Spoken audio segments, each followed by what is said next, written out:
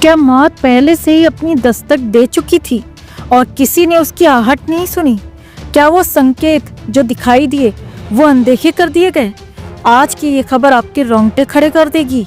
ये कहानी है एक ऐसे विमान की जो खुद अपने विनाश की गवाही दे रहा था, लेकिन कोई सुन न सका। 11 जून 2025 की रात दिल्ली एयरपोर्ट पर खड़ा था वो विशाल बोइंग 787 ड्रीमलाइनर, एयर इंडिया की फ्लाइट A1423। गर्मी की उमस भरी रात और उस विमान के अंदर बैठे थे सैकड़ों यात्री, सपनों और उम्मीदों के साथ।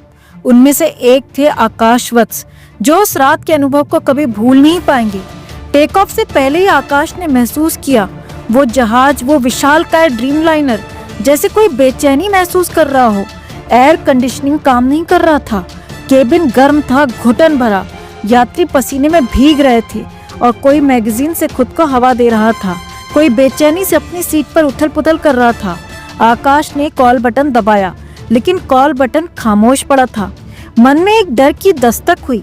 क्या ये सब महज एक तकनीकी खामी है या कोई आने वाली अनहोनी का संकेत?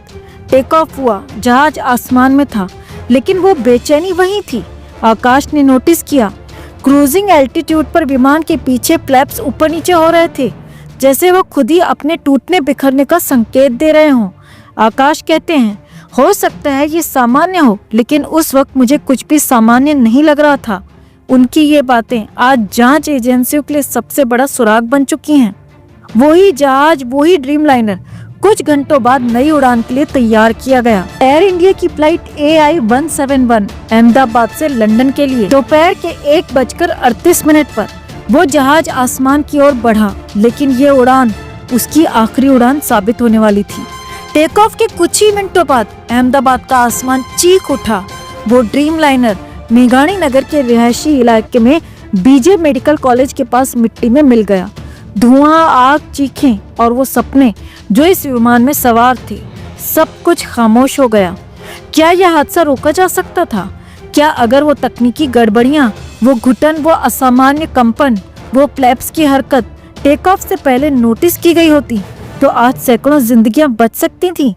आकाश वत्स की रिकॉर्डिंग, उनका बयान आज एयर इंडिया की मेंटेनेंस और सेफ्टी ऑडिट पर कई सवाल खड़े करता है। क्या यह चूक थी या एक सिस्टम की लापरवाही, जहां इंसानी जिंदगियां महज एक चेकलिस्ट का हिस्सा बनकर रह गईं? कई बार कुदरत इशारे देती है, मौत दस्तक देती है, लेकिन अगर हम उन दस्तकों को नजरअंदाज कर दें तो फिर हादसे नहीं रहते, वो इंसानी गलतियों की कीमत बन जाते हैं। सोचिए, क्या यह हादसा टाला जा सकता था? क्या समय रहते चेतावनी सुनी जाती तो तस्वीर कुछ और होती?